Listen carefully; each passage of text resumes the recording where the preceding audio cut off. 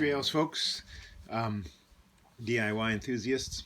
Today we're going to be doing some pruning. This is my hobbit house here, and so working on the wisteria here. I've been trying to get this wisteria to grow up this locust tree that I had put there as it wasn't a living tree, but I had put that at the base of my wall there and went up to my roof and wanted this wisteria to grow on there and kind of cave the entrance there basically. So got to do a lot of cutting on that. It's starting to finally grow after planting several times. So I've got about 4 different wisterias there because they've all started to grow now. I also wanted to extend up onto the top of the greenhouse part there to cover that, to give it shade in the summer.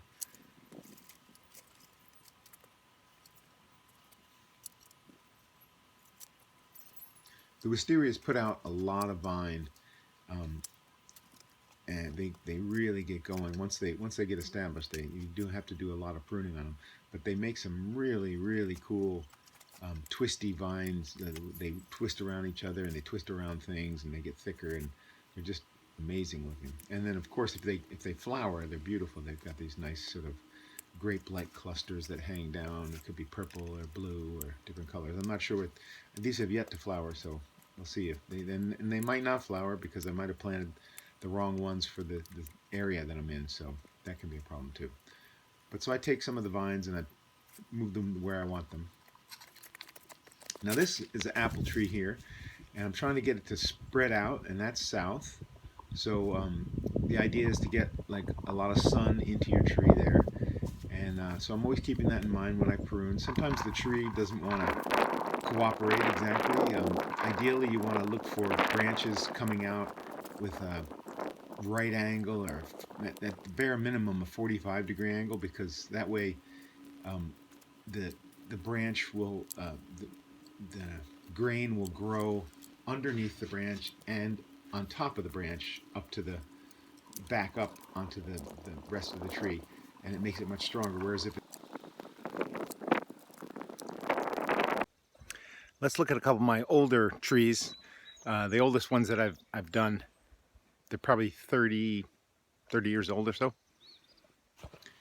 So these are also apples, different types, and they've got a good ladder situation there. You know, try to be like maybe 3 feet up, 3 or 4 feet up for the first branch, and those will become the main branches. It also makes it easier to, when you're pruning, you can kind of climb into the tree a little bit. Now this is an older tree as well, and I've been also establishing a ladder on this one too. So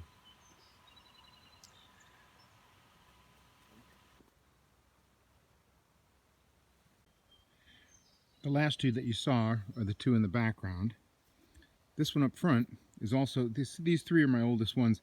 These 2 are the very oldest. This one unfortunately was damaged in a barn fire, which was right over here, right in this spot here, where Chimagoo now resides.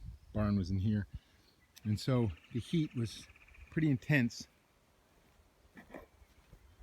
for this tree, and it basically, you can see this whole side facing it, it got damaged, and it took a couple of years for it to finally, the bark to come off and for it to really be clear where it was damaged. Any of these sides, anything that was facing this, but it is growing back. This side is regrowth because this side didn't get damaged. So I'm not really sure what'll happen with this tree. I always like this one. It's a kind of a Macintosh type apple. It's a yellow apple, but it's early season, and you have to eat it right away. It doesn't keep, it turns mushy, but it's a good apple, and it used to be pretty prolific. So we'll just see how it goes. I mean, I've been pruning it. We'll see what happens. But it is coming back. You can see it is, all these suckers are that it's wanting to grow. So we'll just see if it makes it. I did some heavy pruning on the one I was just pointing out, really trying to get the dead wood to be covered over with live wood, because if it's growing vigorously, it'll cover it all over. So we'll see how that works out, but I left what I could. This one I just continued to prune as normal.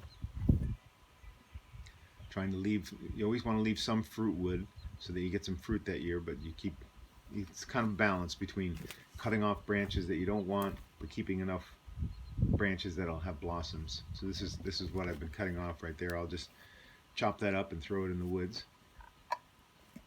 Here's some smaller branches, and I pushed them. They were like suckers, and you can kind of bend suckers out to get the right angle that you want.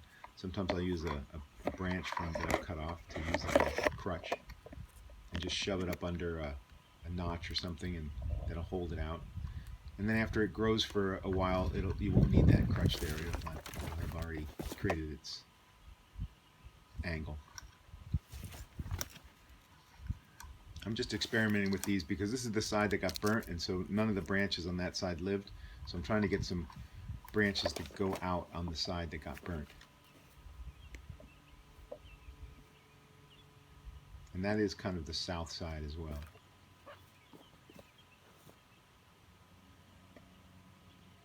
Here's another view of it.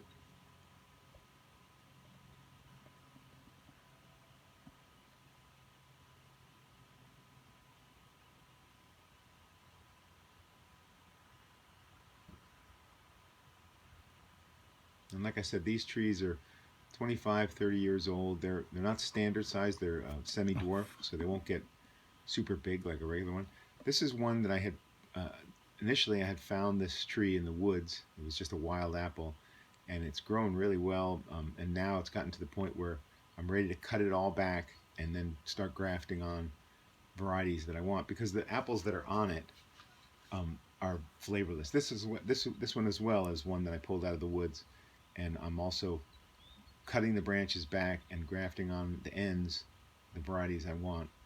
And I just have to make sure to keep pruning off branches that come from the thicker parts, because that'll be the old tree, and from the ends forward will be the new tree with the new variety. And they'll have different varieties on them so they can pollinate. This one is a cherry, a Asian pear, and I didn't do any pruning on that this year. I want a lot of apples off that, so I'm gonna leave that be.